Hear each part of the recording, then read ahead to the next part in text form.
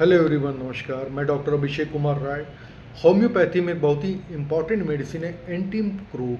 तो आइए देखते हैं डॉक्टर ईबी नैश ने एंटीम क्रूड को लेकर के क्या कहा है। एंटीम क्रूड में उन्होंने सबसे पहली लाइन लिखी है कि कोई भी रोग हो, ढेर सारे रोग अलग अलग प्रकार के, उसमें एक चीज़ कॉमन रहती है, white coating of the tongue, जीभ पे एक सफ़ेद परत लगी रहती है। साथ ही जो लोग पेट भर गया फिर उससे भी अधिक भोजन कर लिए या फैट वाली चीज़ें का सेवन कर लिए, उसके बाद उनकी तबीयत खराब हो गई, इनडाइजेशन हो गया, नाउजिया हो रही है, उंगलियों के नाखूनों में दरार पड़ जाती है और उस पर जैसे जगह जगह उभड़े उभड़े हुए रहते हैं, पैरों में कॉर्न निकल आते हैं और जो छूने में और चलने फिरने में बहुत ज़्यादा दर्द करते हैं। जो लोग ओल्ड एज में हो गए हैं उन लोगों में अगर नाखून खराब हैं, जीभ पे वाइट लेयर है और फैट वाली चीज़ खाते हैं तो पेट खराब हो जाता है, मिचली हो जाती है, तो ऐसे लोगों में अक्सर कॉन्स्टिपेशन या फिर डायरिया दोनों की शिकायत रहती है या फिर दोनों अल्टरनेट चलते हैं। बच्चों को कहा जाए तो बच्चा अगर बगल में बैठा हुआ है तो डॉक्टर की तरफ, जैसे डॉक्टर ने कैसे देख लिया तो वो डर जाता है, तुरंत ऐसे सिकुड़ जाएगा, छूने नहीं देगा, रोने लगेगा, जिद्दी करेगा। एंटीम क्रूड के मरीजों को रात के सोते समय शरीर में हल्की हरारत मालूम देती है, फीवर मालूम देता है। कुछ लोग कभी कहीं घूमने गए, वहाँ पर नदी है, नदी में नहा लिए, उसके बाद सर्दी जुकाम हो गया, सूरापान मतलब शराब वगैरह थोड़ा मज़ा भी ले लिए, उसके बाद पेट खराब हो गया, अपच हो गया, खट्टी चीज़ें खा लिए, वसायुक्त चीज़ें खा लिए तो उनकी तबीयत खराब हो गई। फोड़े फुंसियाँ सपोज दब गई, मलहम लगा दिया, फोड़ा फूट के बहा नहीं लेकिन मलहम लगा दिया, अब वो सूख गया, उसके बाद सर में दर्द होने लगा। म्यूकस डिस्चार्ज, एंटीम क्रूड में पैखाने के रास्ते से, एनस से म्यूकस डिस्चार्ज होता है और उस म्यूकस डिस्चार्ज की वजह से जो चड्ढी होती है उस पर जो कलर होता है वो पीले रंग का दाग छोड़ देता है।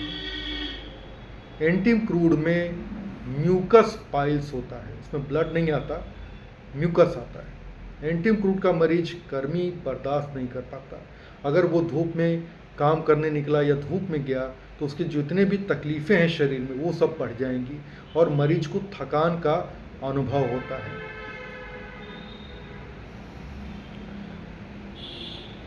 एंटीम क्रूड का जो होता है डाइजेस्टिव सिस्टम से एक गहरा संबंध होता है और जब भी डाइजेस्टिव सिस्टम डिस्टर्ब रहेगा तो जो जीभ है उस पर एक वाइट लेयर जरूर मिलेगी। आगे लिखते हैं कि जीभ वैसे तो अनेक दवाओं में सफ़ेद हो जाती है किंतु इस मेडिसिन में यह सबसे मार्क्ड है सिम्टम एंटीम क्रूड में। और भी मेडिसिन है लेकिन एंटीम क्रूड में white coating of the tongue ये मार्क है। इसे पेट की बहुत ही प्रभावशाली दवा माना जाता है और अधिक खा लेने के कारण, सपोज कोई खाना भोजन ले रहा है, भोजन बढ़िया बन गया, अब दबा के खा लिया, ज़्यादा खा लिया, उसके बाद पेट में गड़बड़ी हो गई, कुछ नहीं, एंटीम क्रूड दीजिए, उसका पेट ठीक हो जाएगा। बाद में नक्सोमका वगैरह मेडिसिन आप दे सकते हैं लेकिन पहली चीज़ एंटीम क्रूड दीजिए। इसमें इनडाइजेशन होता है, डकार आती है बार बार और मरीज को लगता है कि उल्टी हो जाए और उल्टी हो जाती है तो जो पेट की तकलीफ़ है उसमें थोड़ा आराम मिल जाता है। गर्मी के मौसम में अगर किसी ने खराब खाद्य पदार्थ, फूड पॉइजनिंग जिसको कहते हैं, कुछ सड़ा गला खा लिया और उसके बाद पतली लैट्रिन होने लगी तो आप एंटीम क्रूड दे सकते हैं। वैसे तो मैं पोडोफाइलम वनम देता हूँ, 2-3 खुराक जल्दी। पाचन संबंधी जितने भी समस्याएं हैं उसमें एंटीम क्रूड कारगर मेडिसिन है। वैसे बहुत से चिकित्सक इस प्रकार के अतिसार में एंटीम क्रूड व ब्रैनिया दोनों का ही इस्तेमाल करते हैं, मगर कौन सी दवा उचित रहेगी यह सिर्फ सिम्टम पर ही निर्भर करता है। जो लोग उम्र में, ओल्ड एज जिनकी उम्र हो जाती है, उनको अक्सर लूज़ मोशन की दिक्कत होती है और ख़ास तौर से अगर कभी लूज़ मोशन हो रहा है और कभी कॉन्स्टिपेशन हो रहा है, अल्टरनेट अगर दोनों हो रहा है तो आप एंटीम क्रूड दे सकते हैं।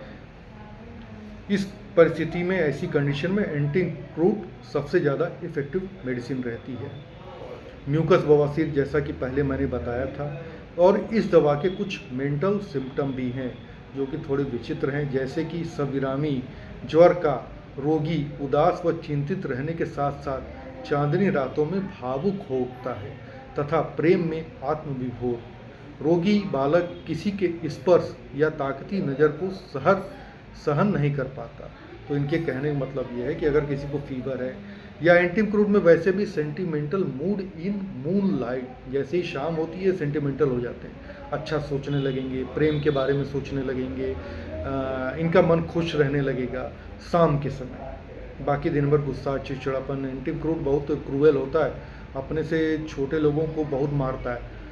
इसी क्रूएल्टी पर मैंने एक पेशेंट को एंटिम क्रूड वनम दिया था जिसके मानसिक लक्षण थे और डॉक्टर ने बोला था कि पागल खाने भेजो, अब इसका कुछ नहीं हो सकता।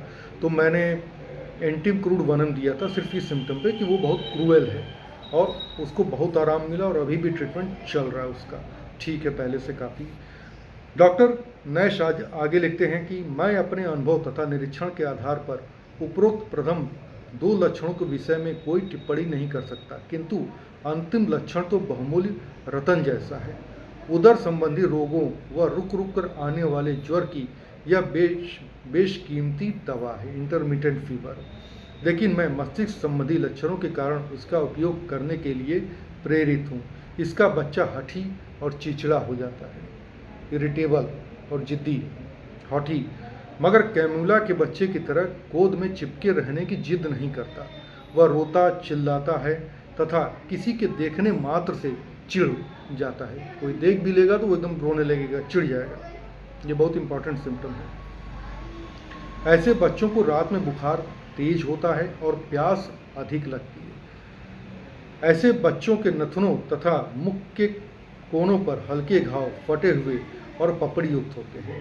तो कुल मिलाकर ये कहना चाह रहे थे, अगर किसी बच्चे को फीवर है, ख़ास तौर से रात में फीवर तेज हो जा रहा है, प्यास तेज है, उसके साथ वो गुस्सैल, चिड़चिड़ा, जिद्दी है, कोई देख ले रहा है उसकी तरफ तो वो चिढ़ जाता है और ये फटा रहता है, ये फटे रहते हैं, तब आप एंटिम क्रूड देंगे, उसका फीवर पूरी तरह से ठीक हो जाएगा। कुछ रोगियों के हाथ पैरों में एक विलक्षण लक्षण देखने को आता है।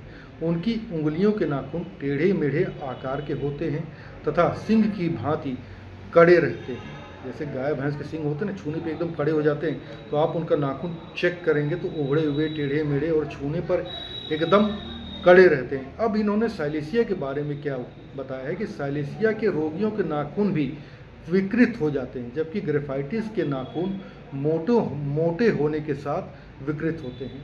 तो साइलेसिया का नाखून भी कटा पिटा रहता है और ग्रेफाइटिस का नाखून भी कटा पिटा रहता है, लेकिन ग्रेफाइटिस का नाखून काफ़ी मोटा रहता है। जब आप छुएंगे तो मोटा, इतना मोटा दिखाई देगा। ये प्रैक्टिकली आप क्लिनिक में अनुभव करेंगे। और जब आप ग्रेफाइटिस देंगे तो थोड़ा लंबे समय तक, इसमें तो 10 CM पोटेंसी महीने भर में दीजिए और बोलिए कि 8-9 महीने 10 महीने खाते रहे, तो नाखून फिर ठीक हो जाता है।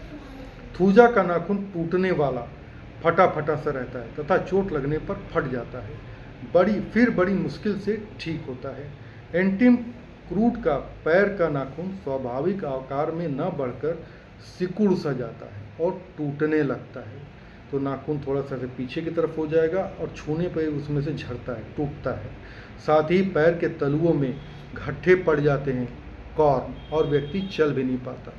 तलवों की ऐसी स्थिति में एंटिम क्रूड देने से उदर के अनेक विकार ठीक हो गए हैं।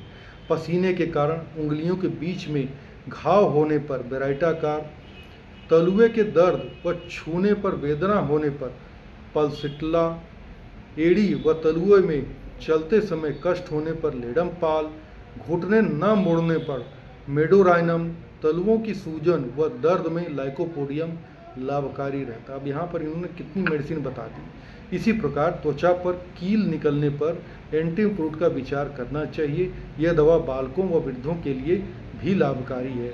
इज टॉकिंग अबाउट मोलस्कम, जो स्किन पे कड़े रंग के कड़े इल्ले जैसे निकल आते हैं। एंटिम क्रूड के लक्षणों के कम ज़्यादा होने के स्वरूप पर भी ध्यान देना जरूरी है। धूप में घूमने फिरने से रोग पुनः प्रकट हो जाता है। तो और भी कुछ मेडिसिन हैं जो धूप में जाते हैं तो उनकी दिक्कतें बढ़ जाती हैं। Bryonia, ग्लोनाइन, जेल्सिमियम, nitrum car. और गर्मी से रोगी को थकान महसूस होती है उदर विकारों के साथ साथ मिचली व उल्टी की शिकायत उभरने लगती है तथा ब्रायनिया की भांति ही ठंडी खुली हवा से गर्म कमरे में जाने पर खांसी तेज हो जाती है। तो जैसे कोई मरीज बाहर है, ठंडी खुली हवा चल रही है और जैसे ही कमरे में आया और उसको खांसी आने लगी, तो इसमें दो मेडिसिन है, एंटीम क्रूड और ब्रायनिया। केवल धूप से ही नहीं, आग की गर्मी से भी लक्षण तीव्र हो जाते हैं तथा एंटीम क्रूड गर्मी की उत्तम औषधि मानी जाती है। तो किसी भी तरीके से हीट एक्सपोजर हो रहा है तो तकलीफ बढ़ेगी। यदि ठंडे पानी से स्नान करने पर लक्षण बढ़ जाए तो रस्टॉक्स सल्फर देना चाहिए। रोगी बच्चा ठंडे पानी से नहलाते या उसका शरीर पर पौछाने मारने पर रोने लगता है तथा बड़े व्यक्ति को सिर दर्द हो जाए, वह मस्तक पर सर्दी लगे, अतिसार प्रकट हो, अतिसार मतलब लूज मोशन, मेंसेस पूरी तरह से ना हो और दांत भी दर्द करने लगे, तो इन्हें लक्षणों पर कम ज़्यादा होना समझना चाहिए। यदि कोई पुराना रोगी कहे कि नदी तालाब में तैरने से यह रोग हुआ, तो डॉक्टर को एंटीम क्रूड पर फोकस करना चाहिए। इस मेडिसिन में कुछ छोटे मोटे लक्षण, पखाने में बंधा हुआ मल निकले और साथ में रक्त भी हो, पलकों पर रेडनेस हो, दांत सड़े हुए हों और वो बढ़ते चले जाएं, और खट्टी चीज़ों व और सुरापान मतलब एल्कोहली चीज़ लेने पे उनकी तकलीफ बढ़ जाए, पेट की दिक्कत शुरू हो जाए, तब आप एंटीम क्रूड दे सकते हैं। Thank you.